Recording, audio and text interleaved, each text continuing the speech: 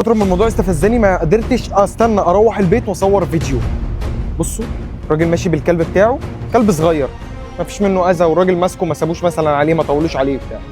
لف هات الكرسي واضرب الكلب على دماغه. ساعتها فين الداخليه؟ فين الناس؟ ده مشروع مجرم، ده مش بني ادم، ده المفروض ما يكملش ان هو يفضل وسطينا. عشان تاذي كلب بالمنظر ده، حسبي الله ونعم الوكيل، حسبي الله ونعم الوكيل. وعند ربنا مش هيروح، بس يا ريت ارجو الناس اللي يعرف صاحب الكلب ده يوصلنا بيه على الحال عشان يتم التعامل مع الشخص ده ويتجاب بياناته ويتحاسب محاسبه قانونيه. كمان بيتهجم على الراجل، وكمان بيحاول يزق الراجل، وكمان الراجل في حال لا حول له ولا قوه. فين الناس؟ الناس ليه ما اتعاملتش مع الراجل ده؟ الناس ليه ما مسكتش الولد ده خدت معاه اجراء وسلمته؟ اي حد يعرف اي معلومات عنه يا ريت يبعت لنا على طول عشان نقدر نسلم البني ادم ده.